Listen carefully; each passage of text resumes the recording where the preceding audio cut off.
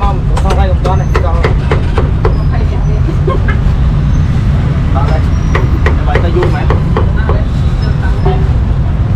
đã hiểu đẹp chung rồi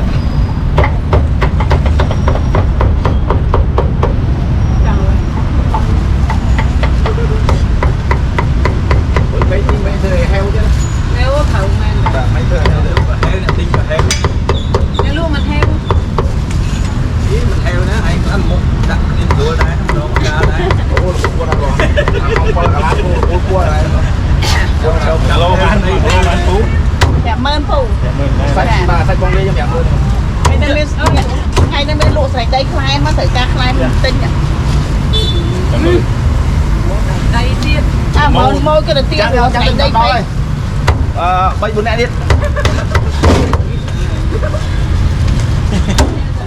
nhưng mà coi kì mình nè mau coi này chứ nè nè mau coi này nghe nhé dương mình tao con này mà môn nợ đừng tao mà môn mà hai con hai to này đó mình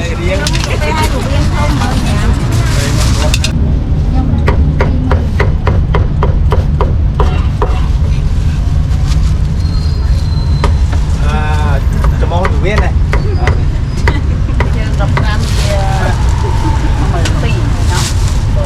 đã chụp mở tí con vẹn tới ba tia muối cùng mở vẹn thời đấy con đang ban này mở gram hay đừng bay mơ bốn đồng gram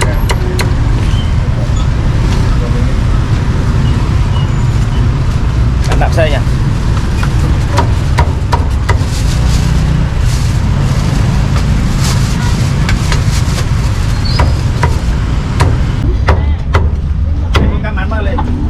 chai sạch pin mơn ba tia muối ở pin mơn pin con pram khô mới phải muối con chào con thầy mới nói lắm con này này ở đây trong giấy này con 31 ở đây ở đây mà khăn xanh ô ôn con má đây ôn cho trai bông mà ôn này 31 bạn thôi ngày đang chạy tinh trần mày như thế này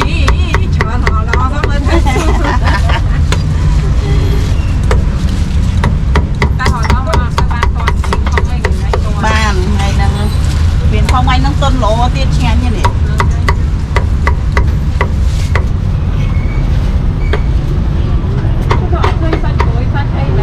chờ đảo ấy ông bắt từ toàn cặp từ của anh rồi nó kia đã lơ sao chuối nó kia đã khẩu mấy ơi sao cái việc ôi cho nhà ca có một cây mẹ phải chạy cái tên đó cái dịp sao phải chạy tụi anh phải trong rau rồi bòi hiện tại nơi rau mới tao cho phải tôm lộn mà nhà kia cắt kia đã trộn trộn kia hay cho bác nhà mấy ngăn như này bây mơ nó cái mơ nhom cắt bớt thay cho bông một chút sau khi nó đẹp bây cho thì chuyện là con đại anh lại là chui tên nhá mà nhom lụa lại đây em lụa ngay ta lụa ớt chụp lụa nè lại đây cái này như lại làm đồ mở này đó nè nó cũ anh cái hột của nó này hả ôn mà gì cái này gì cái này món pin mới dân là nhận tầm mình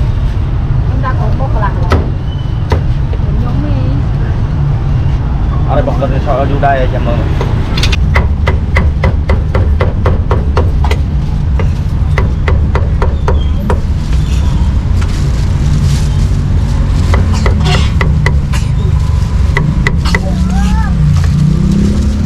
món này to tiết trong đi tiaใส่แผลพวกทะเลเตี้ยนะเรียกล้างหม้อล้างหรอ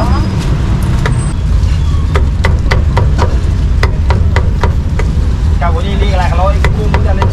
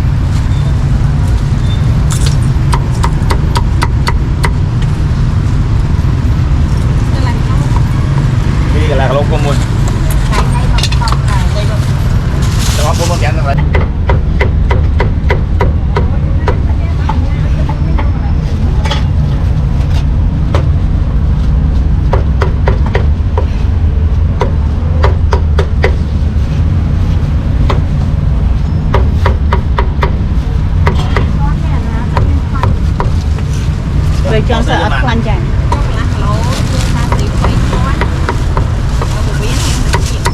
bây mới món này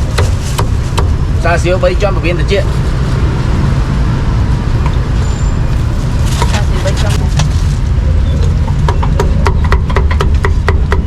xa xíu một viên nấu nó có là chưa chát cái cắt viên thôi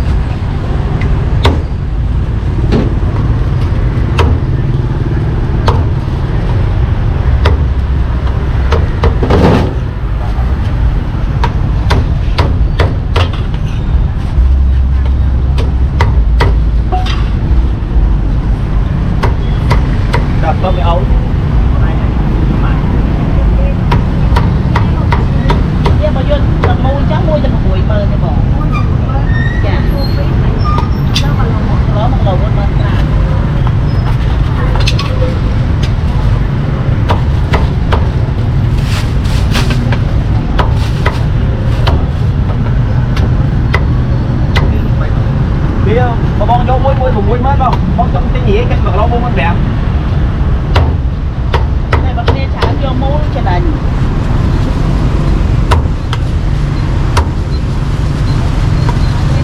đây bong này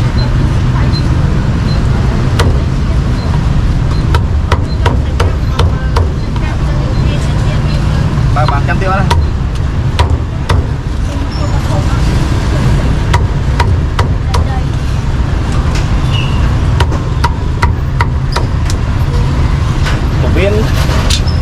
viên cái con mình ở bên đá chiêm vi mơn ai tia con mà chùm miên tia vậy tham mày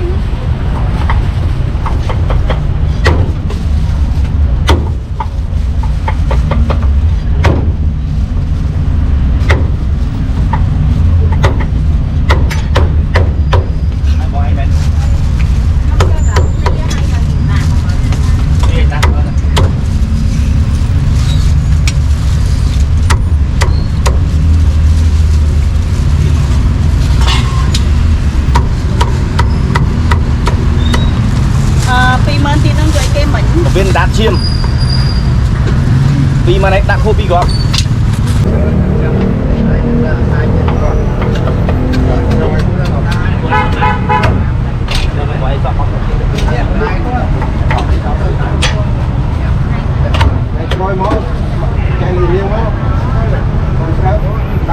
chị lên mua nó tao lên nhà tao bây giờ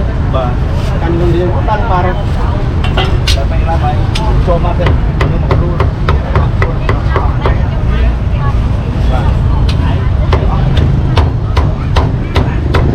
mà nẹp to tiền không cho không mấy đứa mà xa tiêu biến tối được quay thôi vâng đây là món sao lại cho bây giờ đi mày mà vang rồi chơi món đau đái dạ cái trăm một ngoài du à bao được chưa không bao giờ ăn mớn vì mến chơi mặt đốc ấy kia là ốm tao bắt nắng là sao vì mến chơi mặt đốc cái này xa tiêu quay ở biển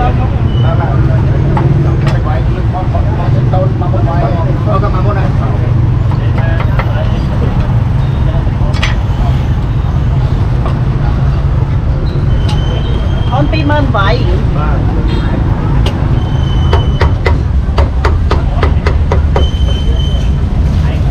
đo là bông đây, đặt đi đo đây.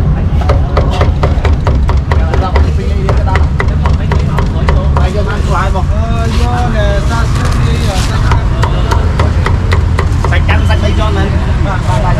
xa siêu bay tròn mình đẹp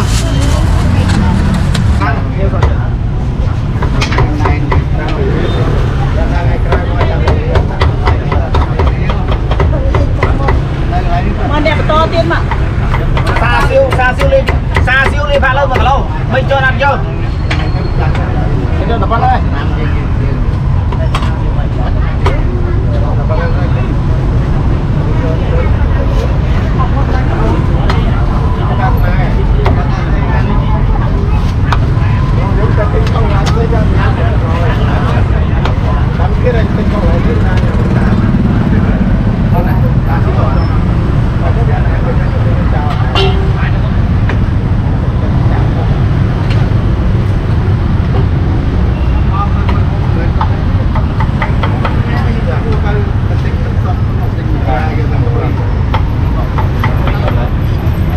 riêng buông ca đi đâu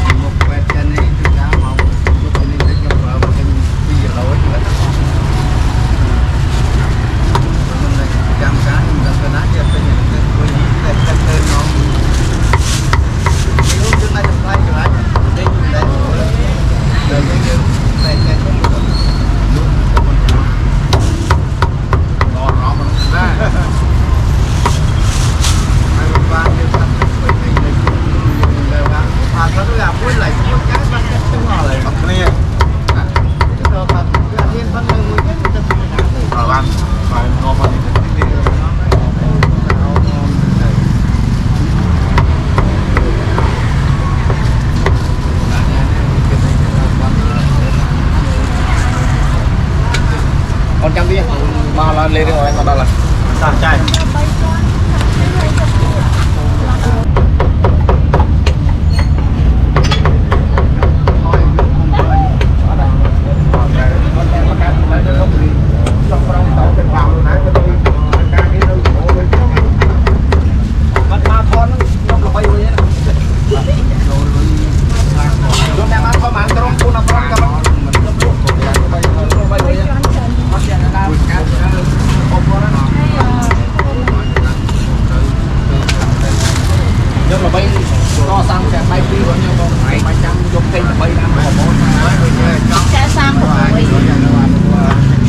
vậy chả này mà quan tâm rồi có thế à bây giờ còn ơn tiền tiền con đi đâu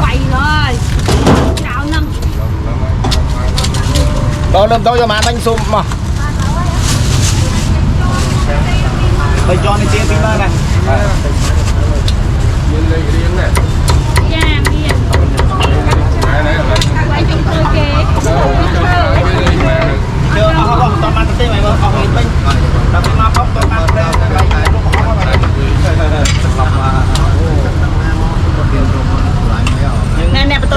tô tiết ở đây mình cho TV mơ này mình cho TV này lý tia mình cho tia bình mơ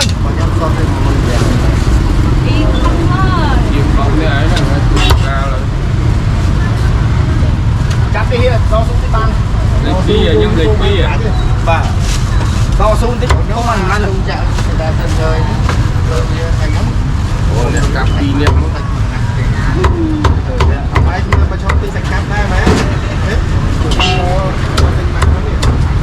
ở đây vô man mẹ đi con mà muốn đấy để vô cắt luôn chối qua tu vào đây như thế nào ngon đẹp to tiên mà nào ngon đẹp đi phải vì mến hay của viên tham quan đẹp to cắt anh mặc ọc cùng bên này đây đấy vườn lụa đẹp con bà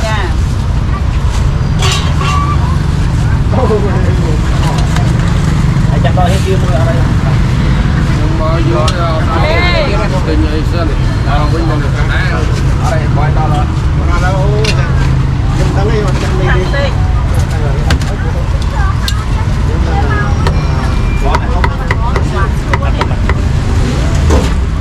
bây giờ thêm mua vậy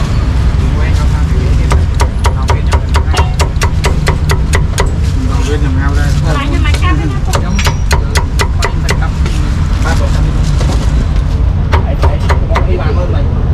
Pi man pram bom on. hay của viên cam cuốn trong pi man thèm à đúng rồi cái thèm cuốn đấy À bay man.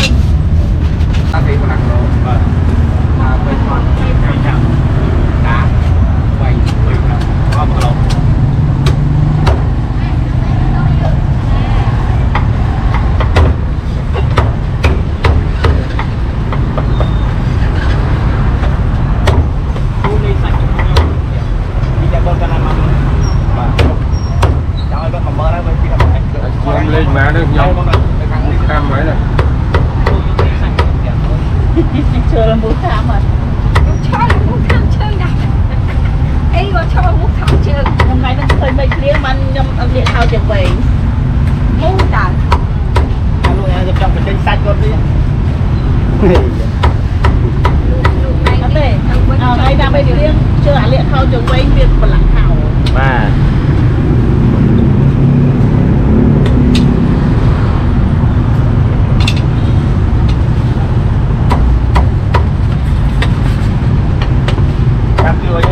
xa siêu mà cả lầu bay chọn pi cam đặt bay cam thôi đặt cho con này mà cả lầu xa siêu mà cả lầu bay chọn pi cam đặt bay cam bay chọn Một âm nồi muối tiêu vẫn đang đem mến. bạc bay chặt thấy mùi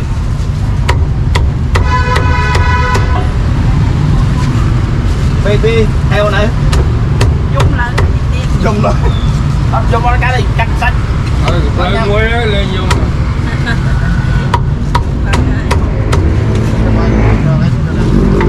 luôn mà lấy bọn anh đừng lấy bọn anh ngon ăn bàn chay luôn rồi rồi nó anh biết trên chân bạn tôiบอกcon này đi mua nha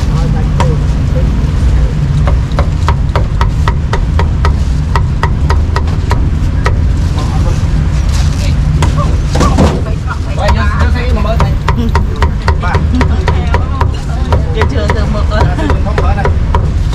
cá muối như xa siêu biến thông mừng Cả na đâu bên nhau nè. Chung mày.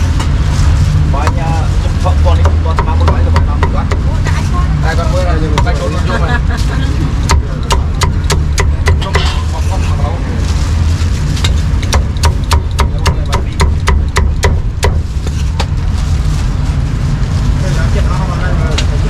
Còn bị ban pram một buổi chơi ngoan đến. Cha.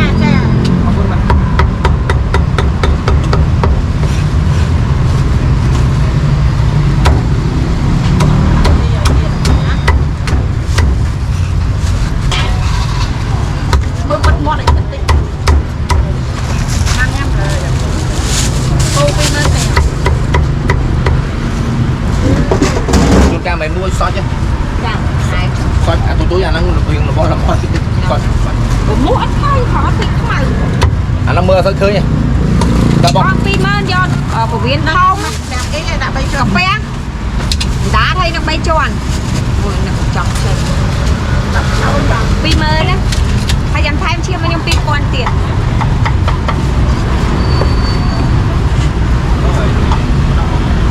ta chấm nó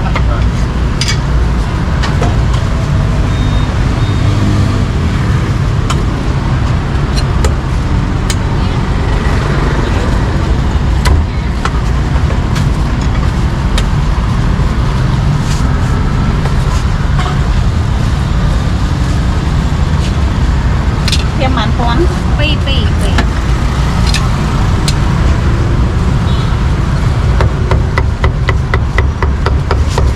đi nhắm đi ở bên nó không cho màn cho hai bên ngoài mình cho đi vào lên con mơn kèm nhất kia mà lâu cho làm lỗ xa xem bay cam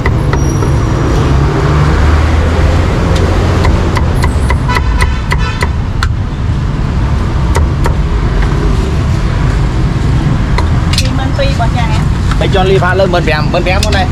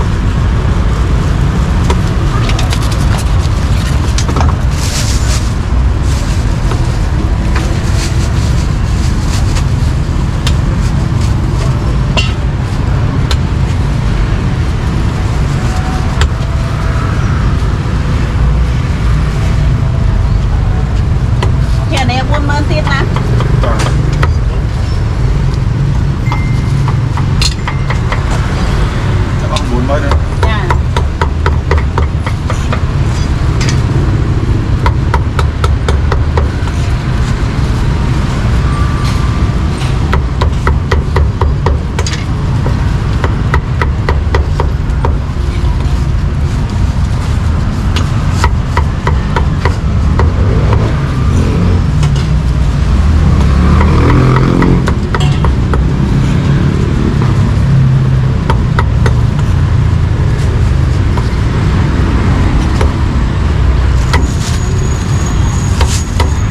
chọn bạn lấy vì mơn chiếm 3 con bọc trang cái bọc đâu là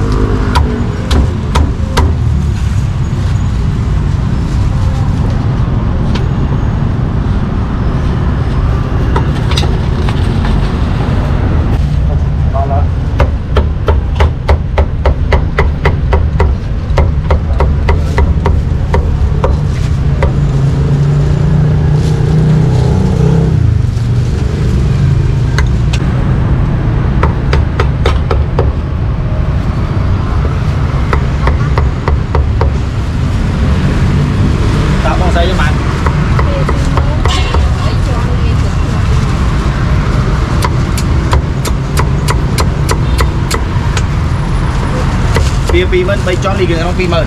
đã châu nữa có đã bọc gì nè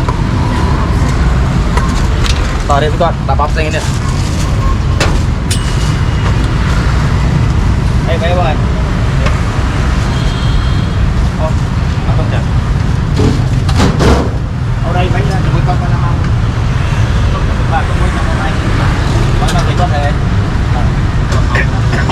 ba đồ con là con ăn mấy bạn phải có đây bạn ở đấy không ai đâu đấy bạn ơi buồn là chai chai tao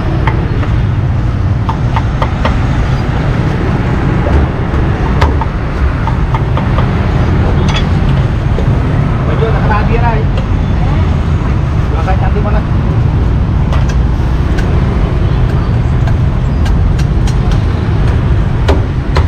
mà đi vào vô mặn như này phi không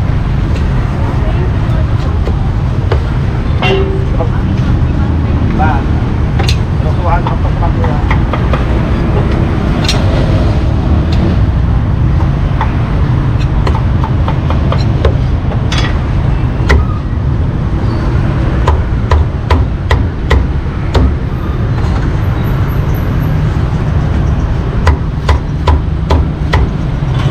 dây cái tim hơn tiền bây chọn đi bạn lớn con này và bây chọn bạn lớn tim hơn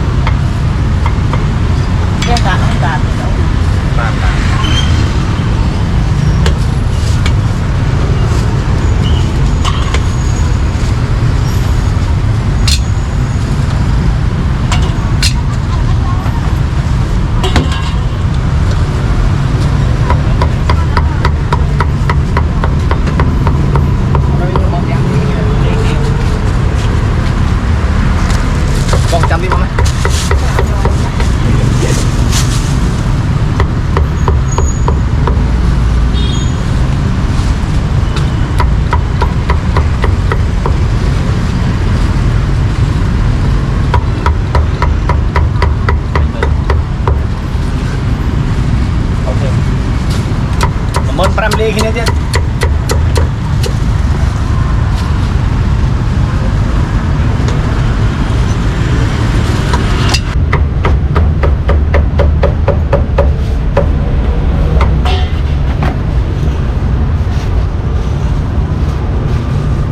chăm đi con rồi con cho bạn Thì có viên hay viên đá như cả mình mong đó em và hay những kia tinh quan thì viên đá pi mơn chưa pi toán đấy để lạc lộn anh không viên tài chiến thì mong pi mơn mẹ em đá rồi ai phải xe đây bọn anh vô nó bọn anh vô tự nhiên vô cho mong làm nào học mẹ không là đẹp con đi. và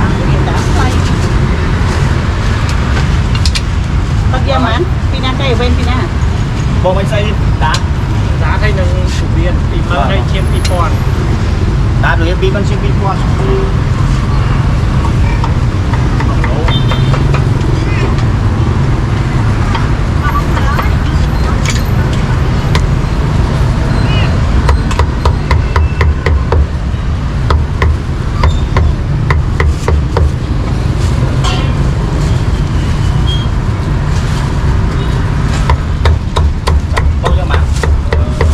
mua cái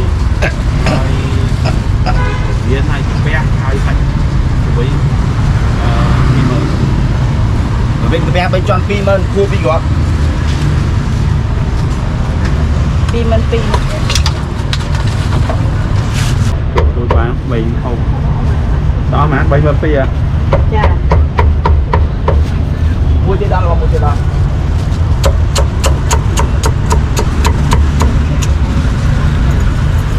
bạn kia bài ca với anh ca với em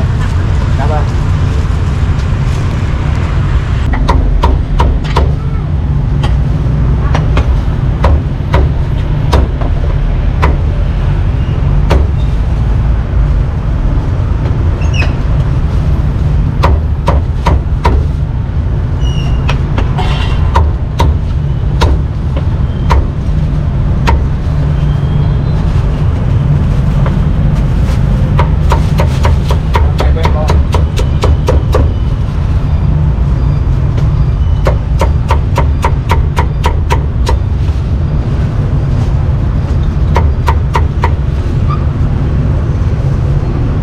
con cho bạn nhờ cà phê và viên đã xa xíu kia bây mình bạn ở đêm con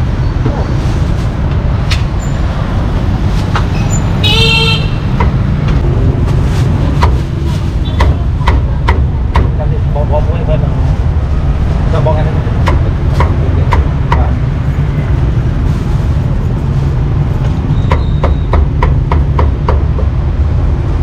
quay cho bạn ngon không có tìm mà bây giờ đã cái ly cái bém mà xây bà cho đi cái phi xây đi mà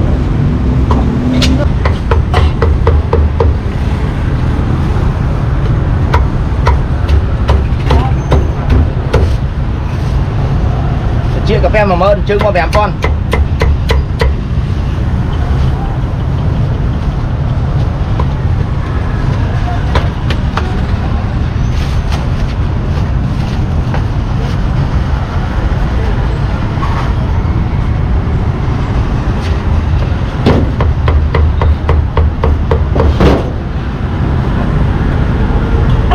Đó hiện, đẹp không? giờ cũng có cả lạc lỗ ta giờ tí bằng giờ thua mùi đã sống ở vùng yên năng xã được không cho mà đây là không đâu là cũng là kiểm tra thôi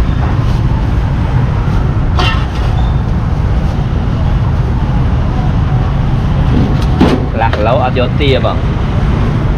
hay giờ xa xíu hay nó vào biển này để cho nên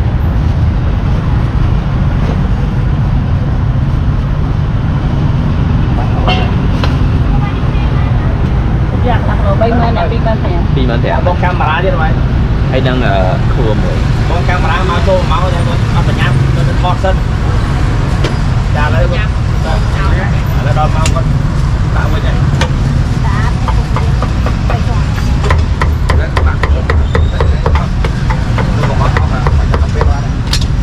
lên một con mang lạc lâu à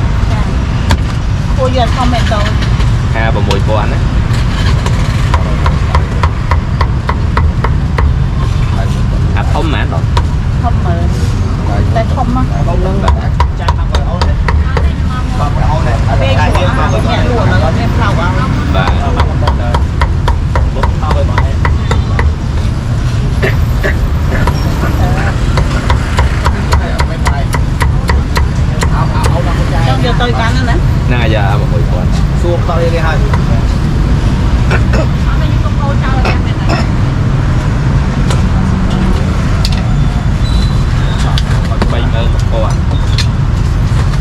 đai con mặc lo phải xem sao lo bong cam lá thật nó thò đấy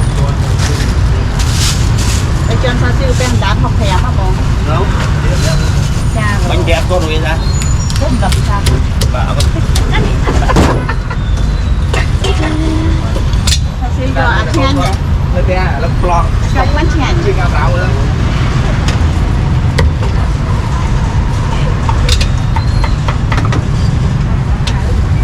bay cho hộp ra bá bông cho hộp ra bông bài đâu hộp bay à bà hộp bay hay nha hộp ra ta vậy chứ bà fry đi với nhau không fry đi với nhau không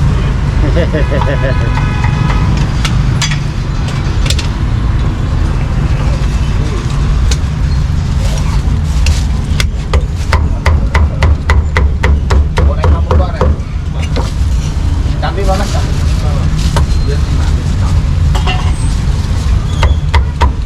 bay xong lần vào ra rồi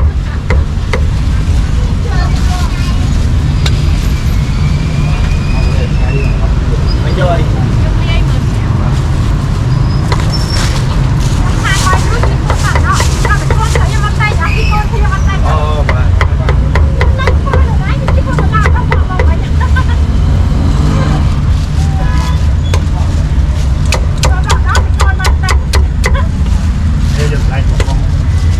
lại đây ngồi này còn bao bốn cứ mặc gì thôi mà đã 50 không mà đã đi con luôn còn 10 5 bạn ở từ miền tây chia miền chỉ máu pin mông châu trong cái ly từ mông trên xây ba này bạn này thì mới là khoai như này bạn từ miền tây chia miền chỉ máu thì miền anh châu là cho vậy về mới miền tây chia miền chỉ máu chỉ máu thì chết với tập phu ba thì anh thôi bạn ly vẫn về em bà còn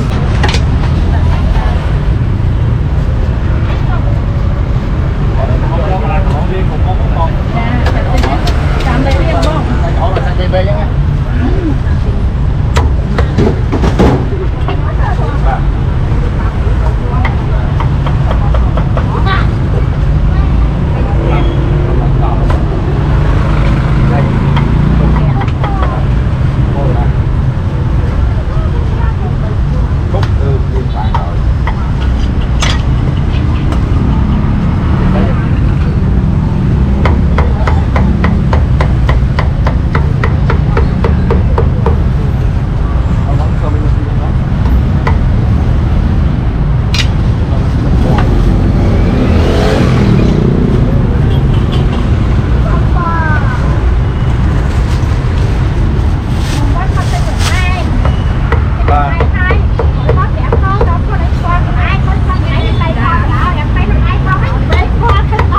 mới vào rồi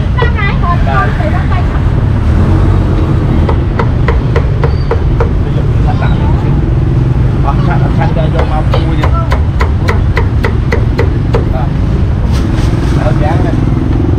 xa siêu phí mơn toàn đây một toàn này vậy mà đo mấy qua thôi